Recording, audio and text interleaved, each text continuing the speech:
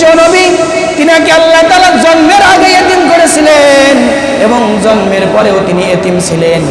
এই এতিমের বিষয় বলি, রমজানের রোজায় মক্কা নগরের একজন এতিম সন্তান, তিনার বাবা মারা যায়। মারা যাওয়ার পরে তিনার মা আরেক জায়গায় বিবাহ শাদী করে। এই মা যখন আরেক জায়গায় বাবা মারা যাওয়ার পরে বিবাহ শাদী করে, ওই মা ওই ছেলেকে যখন আদর যত্ন করে, বিভিন্ন ভাবে আদর যত্ন, মায়ের আদরের তো সীমানা নাই, এভাবে যখন আদর যত্ন করে, যেই সৎ বাবা ছিল ওই বাবা ওই মায়ের আদর যত্ন সহ্য করতে পারতো না। এতিম তিনার এই সমস্যা যে তিনার মা কেন তিনার আদর যত্ন করবে, তিনার সহ্য করতে পারতো না, যার কারণে ওই মায়ের প্রতি ওই বাবা অন্যায় অত্যাচার করতো, নির্যাতন করতো। এতিম ছেলে তিনার মায়ের কাছ থেকে আদর যত্ন পেত না। এভাবে জীবন যাইতে যাইতে রোজা ঈদের সময় চলে আসলো। তার মা তাকে বলছে, হ্যাঁ আমার সন্তান, আমি যদি তোমাকে নতুন জামা দিই, তোমাকে আদর করি, তোমাকে চুমা দিই, তাহলে তোমার বাবা আমার প্রতি নির্যাতন করবে। সুতরাং এতিমের কষ্ট তো এতিমেই বুঝবে। সুতরাং তুমি এক কাজ করো, আজকে ঈদের দিন তুমি অমুক রাস্তায় যেখানে মানুষ ঈদের জামাতে যাবে, ওই রাস্তায় যে তুমি আব্দুল্লাহর পুত্র মুহাম্মদুর রাসূলুল্লাহ সাল্লাল্লাহু আলাইহি সাল্লামের সাথে কথা বলো, তার কাছে তোমার কষ্টের কথাগুলো বলো। তিনার মার কথা শুনে এতিম বাচ্চা রাস্তায় দাঁড়িয়ে আছে। কত মানুষ গেল, কেউ খোঁজ নিল না। আল্লাহর নবী, বিশ্ব নবী, এতিমের সর্দার, মিসকিনের সর্দার, তিনি যখন ঈদগাহের মাঠে আসলেন, দেখলেন পথের ধারে একজন এতিম সন্তান হাউমাউ করে কাঁদছে। তিনি এসে বললেন যে, হে তুমি কে, তোমার কি সমস্যা বলো। ওই এতিম সন্তান বলল, আগে আপনার পরিচয় দিন। আমি মোহাম্মদ, আব্দুল্লাহর পুত্র মুহাম্মদ সাল্লাল্লাহু আলাইহি সাল্লামের সাথে কথা বলার জন্য এখানে দাঁড়িয়ে আছি। আল্লাহ নবী বললেন, সমস্যা নাই, আমি সেই আব্দুল্লাহর পুত্র মুহাম্মদ সাল্লাল্লাহু আলাইহি সাল্লাম, সুতরাং আমার সাথে তুমি কথা বলো, তোমার কি সমস্যা। এতিম বাচ্চাটি বলল, আমার এই সমস্যা, আমার বাবা মারা যাওয়ার পরে আমার মা আরেকটা কাজ করেছে, সেই বাবা আমাকে দেখতে পারে না, আমাকে কষ্ট দেয়, দুঃখ দেয়। আমার মা আমার যত্ন করলে আরো নির্যাতন করে। আমি কোথায় যাব? আজকে ঈদের দিন, আমার খাবার কিছু নাই, পড়ার কিছু নাই। সুতরাং আমার আম্মা বলেছে যে এতিমের সর্দার অমুক আছেন, তুমি তার কাছে যাও, তার কাছে যে তুমি তোমার অভিযোগ জানাও, তোমার কষ্টের কথা জানাও। এই জন্যই আমি আমার কষ্টের গুলো কথা আপনাকে বললাম, আপনি ছাড়া অন্য কেউ হলে আমি আমার কষ্টের কথা বলতাম না। আল্লাহর নবী, বিশ্ব নবী চোখ দিয়ে পানি চলে আসছে, ওই সন্তানকে কোলে তুলে নিয়েছে আর বলছে, ঠিক আছে, তোমার কোনো সমস্যা নাই,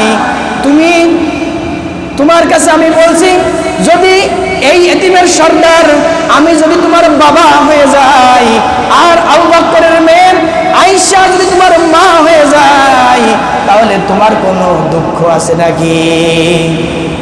বাচ্চাকে বলছে, বাচ্চা বলছে যে আলহামদুলিল্লাহ, আপনি যদি আমার বাবা হয়ে যান আর আয়েশা সিদ্দিকা রাদিয়াল্লাহু তাআলা আনহা যদি আমার মা হয়ে যান, তাহলে আমার আর কোনো দুঃখ রইল না। চিল্লায় বলেন সুবহানাল্লাহ। এতিমের সর্দার নবী বাসায় যে আয়েশাকে ডেকে বললেন, আয়েশা, আজকে তোমার জন্য ঈদের দিন একটা সারপ্রাইজ আছে, দেখো এই যে এতিম সন্তান আমি তোমাকে নিয়েছি, এই এতিম সন্তান আজ থেকে তুমি তোমার মায়া মমতা মাখা মেয়ের হাত দিয়ে, তুমি মায়ের হাত দিয়ে তাকে আদর যত্ন করে বড় করে লালিত পালিত করবা। বলেন সুবহানাল্লাহ। আর সেই এতিম সন্তান, এতিমদেরকে আমরা কি করি? কষ্ট দিই, দুঃখ দিই। আল্লাহ তাআলা বলছেন, ফাযালিকাল্লাযী ইয়াদুল ইয়াতীম, যারা এতিমকে দাঁড়িয়ে দেয়, খারাপ ব্যবহার করে, কষ্ট দেয়, ওয়ালা ইয়াহুদ্দু আলা তাআমিল মিসকিন, এবং মিসকিনদেরকে যারা সাহায্য সহযোগিতা করে না। ফাওয়াইলুল লিল মুসাল্লিন, যারা নামাজে অলসতা করে, আল্লাযীনা হুম আন সালাতিহিম সাহুন, যারা কি করে? লোক দেখানো নামাজ পড়ে।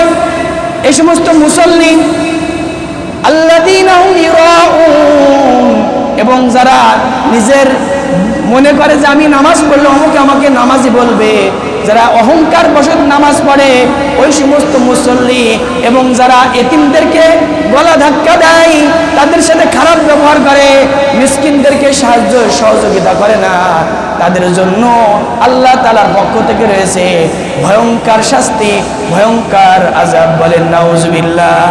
সূরাতুল মুদ্দাসির 29 নম্বর আল্লাহ তাআলা বলেন, মা সালাকাকুম ফি সাকার ক্বালু লাম নাকু মিনাল মুসাল্লিন ওয়া লাম নাকু নুতঈমুল মিসকিন। অনেকেই জাহান্নামী হয়ে যাবে। জাহান্নামে যে ফেরেশতা থাকবে, এই ফেরেশতা বলবে তোমরা কেন আজকে জাহান্নামী? তারা বলবে মা সালাকাকুম ফি সাকার, তোমরা আজকে সাকার নামক যে জাহান্নাম, জাহান্নাম তো 7টা, তার ভিতরে একটা জাহান্নামের নাম আছে সাকার। বুঝতে পারছেন? এই সাকার জাহান্নামে যাবে কারা? বলেন মা সালাকাকুম ফি সাকার ক্বালু লাম নাকু মিনাল মুসাল্লিন, যারা নামাজে অলসতা করত, লোক দেখানোর জন্য নামাজ আদায় করত। ভালো করে মনে রাখবেন, এই সাকার জাহান্নামে কারা যাবে? যারা লোক দেখানো নামাজ আদায় করতো। আমি গেলে মানুষ আমাকে নামাজি বলবে, মুসল্লি বলবে। নামাজ হবে কার জন্য? ইবাদত হবে কার জন্য? সমস্ত ইবাদত হবে একমাত্র আল্লাহ তাআলার সন্তুষ্টির জন্য। বলেন সুবহানাল্লাহ। তাহলে বলবে মা সালাকাকুম ফি সাকার ক্বালু লাম নাকু মিনাল মুসাল্লিন ওয়া লাম নাকু নুতঈমুল মিসকিন ওয়া কুন্না নাখুদু মাআল খাইদিন।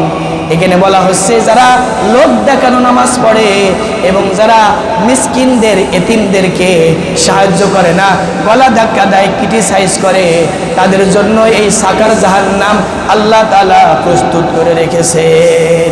সুতরাং এই সাকার জাহান্নাম থেকে আল্লাহ তাআলা আমাদেরকে বেঁচে থাকার তৌফিক দিন, এবং বেঁচে থাকবো তখনই যখন আমরা আল্লাহর জন্য ইবাদত করব, আল্লাহর জন্য নামাজ পড়ব, আল্লাহর জন্য দান করব, আল্লাহর জন্য কুরবানি করব, আল্লাহর জন্য এতিম মিসকিনদের সহযোগিতা করব। চিল্লাই বলেন সুবহানাল্লাহ। ইন্নাস সালাতি ওয়া নুসুকি ওয়া মাহইয়ায়া ওয়া মামাতি লিল্লাহি রাব্বিল আলামিন। সূরাতুল আনআম 8 নম্বর পারা 9 নম্বর সূরায় আল্লাহ তাআলা বলছেন, আমার নামাজ, আমার কুরবানি, আমার রোজা, আমার সমস্ত ইবাদত লিল্লাহি রাব্বিল আলামিন। কার জন্য হবে? কার জন্য হবে? আল্লাহ তাআলার জন্য। আল্লাহ তাআলা কবুল করুক। বলেন আমিন।